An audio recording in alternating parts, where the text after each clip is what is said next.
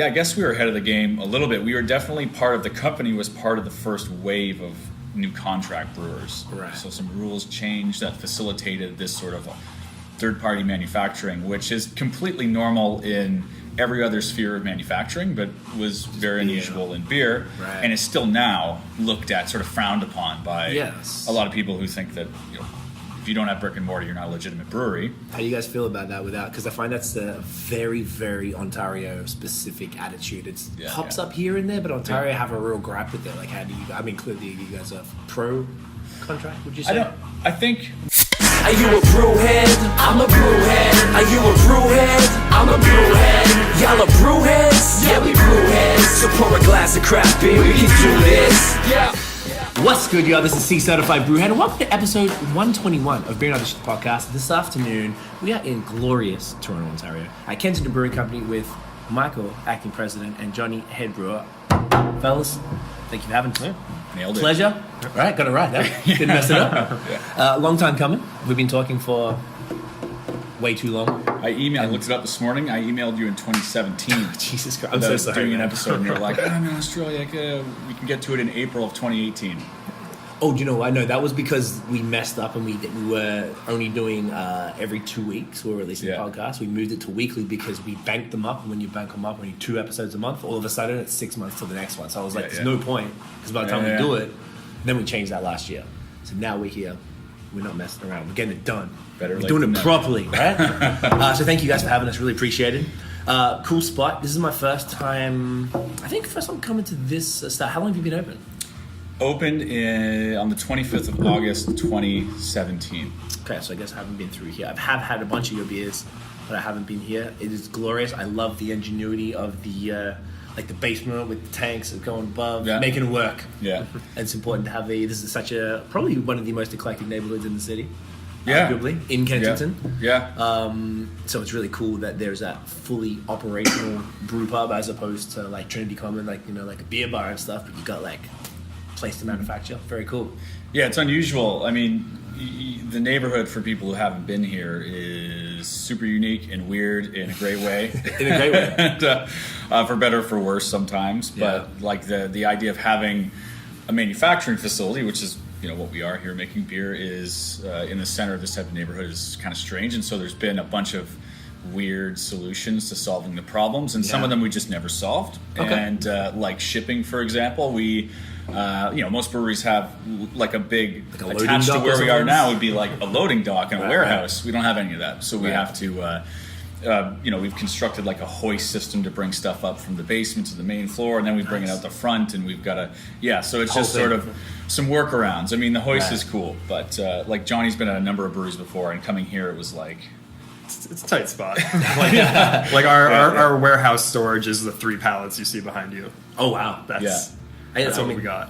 Where do you keep all the cans and stuff, like the empty cans? Offsite. Oh, you have to have offsite. So we've got a walk-in fridge downstairs, so we can fit like 40 hectoliters or so, depending on the mix of finished products. So whether it's cans, bottles, cans, bottles, kegs, because we sell quite a lot of beer to licensees as well. Right. But then that is just a fraction of what we're holding at any given point. So we have a warehouse offsite, and we're basically at least once a week, sometimes twice a week, if we're packaging a lot, just depending on the schedule, we're shipping stuff offsite. Right. So it's like a huge built-in a lot of logistics here. In and out and everything before 12 p.m. Yeah, before we open at 12, or we try to anyways, or in the winter we're not open until 4, but So our front door to the road is also pretty much our main shipping shipping bay. I guess that's part of the game of being located in such a historical yet dope area that just is a little restricted physically with what you can do. You're making it work, goddammit. Yeah, we're trying. It sounded like a great a great idea like 7 years ago, and we signed a lease for this place in winter of 2013. So we didn't open until end of 2017. So it took us that long to actually figure out how to do this, and along the way, making a lot of mistakes, losing a lot of money, and starting over again, and the whole 9 yards. We're gonna have to get into that story. Well, we've got time. So we have plenty of time. So how did you guys get into beer? How did it happen? How did you discover it? Johnny's path is more interesting. Let's talk about it, Johnny. Okay. Well, I did university for something very different. Film, actually. Okay. And my entire sort of uni career, I was also I was working at the LCBO, it's just the Liquor Control Board for Ontario. Yes. And yeah, just sort of like over my years there, by the time I finished uni, I realized I was more excited and more kind of interested in the beer industry than the film industry. So. I made a bit of a swap over, and I ended up getting into. They had just launched a program in Niagara. Niagara College put out a brewing program, so didn't really expect to get into it, and was one of the first years I went through it. So nice. Got that experience. That was maybe 2012, 2011. Okay.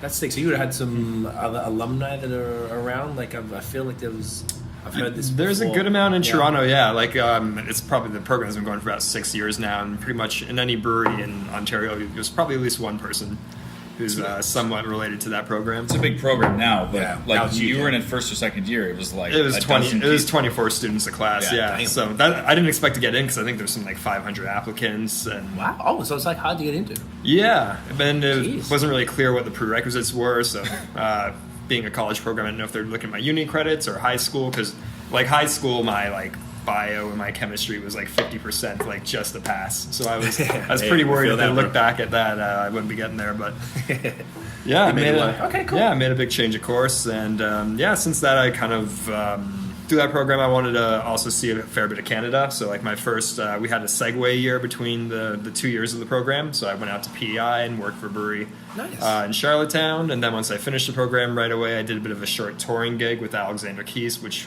got me to Vancouver, which is where I wanted to be, and then I worked for a couple of breweries out in the West Coast as well. Central City, Red Racer. That around for the 150. Yeah, They did that whole pack with all those collabs. That was actually really creative. That was dope. Dude, you skipped the Keith's thing was awesome though.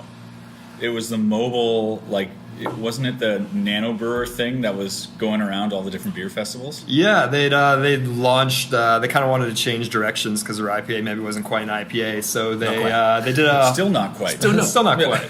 Hey, they tried though. Yeah, so they launched a single hop series of beer, and it was a lot more. Yeah, they lasted maybe 3 or 4 years, and they actually weren't too bad. Yeah, some of them were.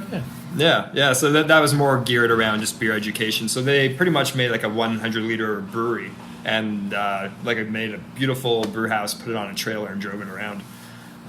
So it was about 3 months of that, just going to beer festivals, different bars, setting up, unloading, and just like actually we would brew on site.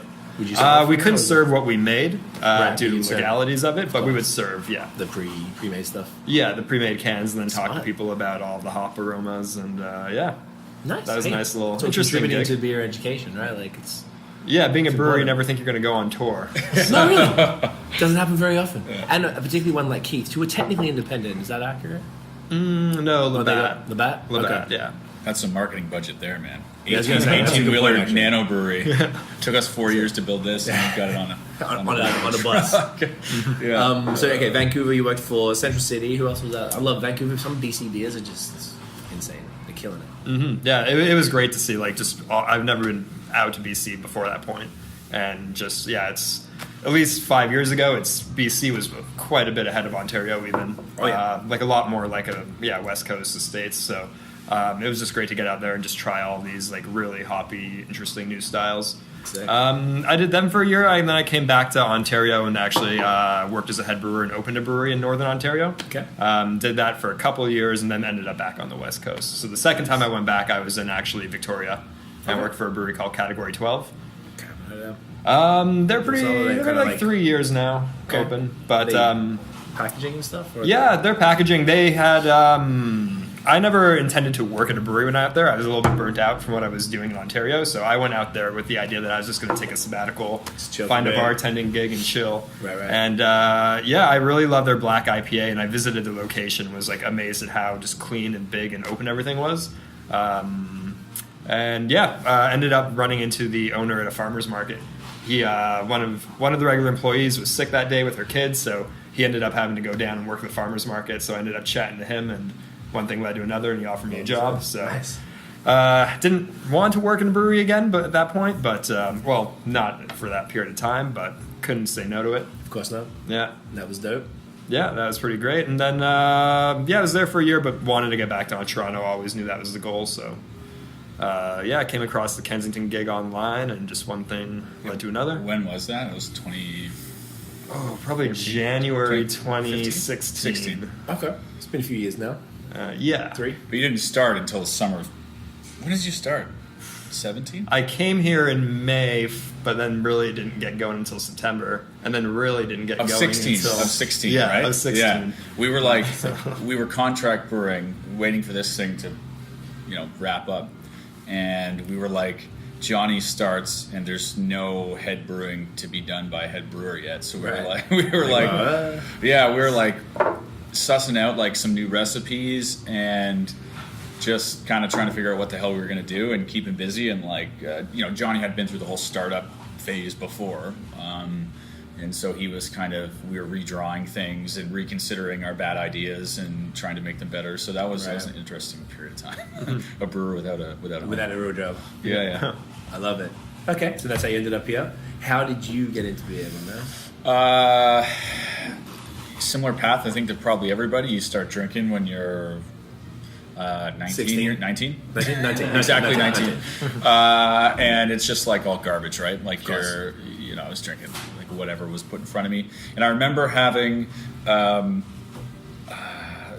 Mill Street's Tank House Ale. Yes. For the first time. And that was the first beer. It was like this sort of aha moment for me. And I was like, man, what the hell is this? What's going on here? I didn't even realize it was possible for beer to taste like that. And then this was back when you could get Dogfish Head's 60-minute IPA at the LCBO. And back then, for a while. Yeah, for like a year, and it was like $15 for a 6-pack or something, which was crazy back Actually, then. that's not bad. Oh, that's Yeah, really expensive. The average 6-pack then was But in like $11. 2004 or whatever, it was it was crazy. So had that and was like, wow, this is crazy. So we taught a friend and I taught ourselves how to homebrew, just like basic stuff, extract, and then moving to like steeping grains and all that. And making mash tuns. I was working at a web development company doing like sales support stuff, admin, like very entry level, and I was beer blogging. And then I met the guy who owned the company and sort of bothered him and interviewed him for the blog, kind of what we're doing now. Right, much less reverse. sophisticated. Yeah. And eventually just started working for free and then just kind of parlayed that into a full-time role. So I've done a little bit of everything at the brewery, like social media stuff, events, like hundreds of events over the years, and sort of settled into my role, generally kind of operations side of the business. Right. So, What was your beer blog called? What was my Beer blog called? Gerback Brew Blog? Were you operating for them? You have to explain that name. So I had a nickname. I had a nickname for a while called Gerback. My last name is Ger. Right. And I called a friend, and I said, his mom was like, "Hello," and I was like, "Hey, is so and so home?" And she said, "No." And I said, "Okay, can you just tell him to call Mike Gerback?" And she wrote, "Call Mike Gerback." Like that was my last name, Gerback. So that just kind of stuck. So I like that. And I was just going for the alliteration. I don't know. In hindsight, it's a bad name, obviously, but I just started it because I wanted to like meet brewers and I wanted to get into the business because I wanted to like every day I was going into this other company, it was just miserable. So I wanted to do something I liked, like most people who end up in craft beer. Of course. And it just kind of happened after like a year. So I stopped writing. It was sort of a vessel just to kind So it was like that was the aim of it. it was just sort of a tool. I didn't like love writing or anything. I just wanted to like get into the beer business. You had a bit of an audience though, because it's funny. Because I remember You knew when that? I started. I read your blog like before I was even brewing. I think. That's funny. Huh. That is cool. When that Yeah, was I know that. I remember like one of the things that I really enjoyed about because you were like interviewing brewers. I think you talked with it wasn't Chris Long, but Brian Carver at FishEYE Brewing Company, or Gahan. I think you even interviewed at one point. I don't remember. No. I didn't. Not that many. I didn't. It was mostly homebrewing failures. Yeah, mostly. That's mostly what I was talking about. Were you ahead of the game then? Like getting when was this? Okay, this was like 2011. Okay, was that pretty early for? 2010. 2010, which was okay. So we launched as a company formally in like the middle of 2011. Right. But like nothing happened until like 2012, somewhere 2012 is Then we when. started putting beers out. And that, so end of 2011, there was like a beer that was out. It was originally produced at Black Oak out in Etobicoke. Yeah, yes. And it was like a Paul Dickey collaboration beer, and it was brewed specifically for the Burger Bar, which is kind of where the business started. So literally like a 30-second walk up the street on the right-hand side. It's now called Beer 2 Beer, B2B. Okay. That was where we started. Right. And so the idea was get like a custom brewed pale ale, sort of like Sierra Nevada pale ale that was going to go with the burgers there. That was the whole concept. Right. And so it was mostly just being sold there. But at the time, the Burger Bar was kind of becoming this like cool craft beer place because 2011, 2012 was like early days. It was like Super early, nothing. That's when we started. Yeah. And so, I guess we were ahead of the game a little bit. We were definitely the company was part of the first wave of new contract brewers. Right. So some rules changed that facilitated this sort of third-party manufacturing, which is completely normal in every other sphere of manufacturing, but was very unusual in beer, Right. and is still now looked at, sort of frowned upon by Yes. a lot of people who think that if you don't have brick and mortar, you're not a legitimate brewery. How do you guys feel about that because I find that's a very, very Ontario-specific attitude. It pops up here and there, but Ontario have a real gripe with it. Like, how do you... I mean, clearly you guys are pro-contract, would you say? I think my personal opinion, I think, Johnny may have his own sort of position on it, being someone who actually has to make the stuff every single day. But my position has changed a little bit. I can appreciate the fact that some people look at sort of branding first, sort of more like marketing agencies that happen to have a beer with some level of disdain. Like I understand. That's fair. That, right? I agree with that too. I'm really this doesn't all the time make business sense, but I'm a real motivations guy. I think if you're really into beer because you love it, your intent is to get your message out there and produce something that's very high quality, and you can build a business out of it, and then maybe someday you build your own brewery. Awesome. Right. I don't necessarily see eye to eye with the whole like super cool contract brewery that's like dropping free cases everywhere and sponsoring like big club nights and stuff. It's not like my vibe, so I'm not too keen on that. But I think that for us, it was a means to an end, sort of, in that we learned a lot, and that we made a lot of mistakes and got it out of the way, and that we got some sort of brand recognition before transitioning into our own proper place. But as a business, contract brewing was trash. It's like I think that's what people get. It's garbage. Get twisted. Like there's no Yeah. money to be made. No, It's no. not like anyone's doing it for the cash. If you're not doing it with the end goal to build a brewery, it's kind of like, well, why are you bothering? Unless you have a ton of money, Yeah. really great branding, brand marketing, promotion expertise, and you can scale up really, really quickly, and you can be very, very aggressive. And there are some examples of successful contract-only operations in Ontario, and they become huge, and it's crazy to me. But for what we wanted to do, which was more interesting, more costly, time-consuming, flavorful stuff, there was no way to build an actual sustainable business out of it if we were contracting. Right. Fair. Do you have any thoughts? Yeah. No, kind of similar.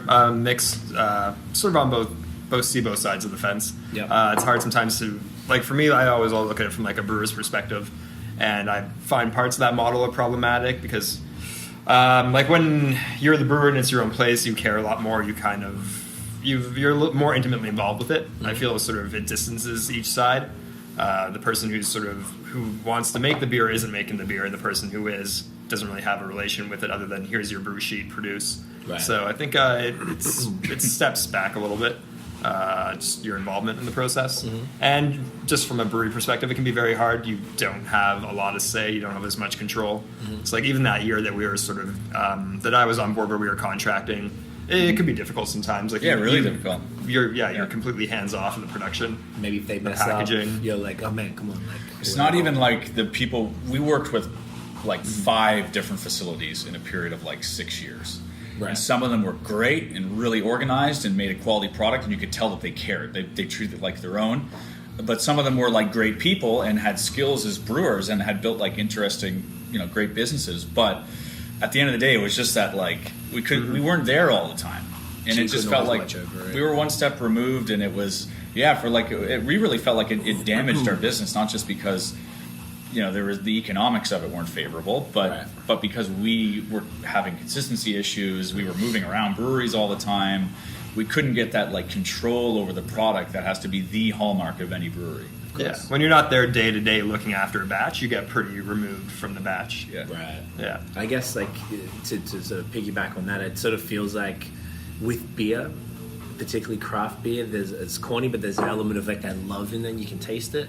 Like if it's like if you really, I guess it's the care. Like if you really like paying attention and tweaking every little nuance of it, like which maybe a contract brewer doesn't have the time because there's maybe volume of clients or whatever. Yeah. They might not be able to do it, but. Yeah, I would say that most people, aside from those marketing companies type of thing, most people are doing it like you guys to keep product on the shelf and to build a brand. Which then, when people, Kensington, I've been buying them from the LCBO for years, and now they got the spot. Like, now I can come there and try their other stuff. Like, I guess that's the customer journey you're trying to get them to go through. Yeah. Guys, thank you so much. This has been fantastic. Where can all the gorgeous humans listening find Kensington online? So here's the thing. Most of the beer that we sell is sold out of this right here. Right. So you got to come see us here in Toronto. 299 Augusta Avenue in Toronto's lovely historic Kensington Market. Which camera am I looking at here? That one. Yeah, that there one. we go. Look This right one. there. I've been looking at the wrong one the whole night. Johnny's been on alternate angle the whole time. Yeah. But we do have 153 licensees, or whatever you just mentioned.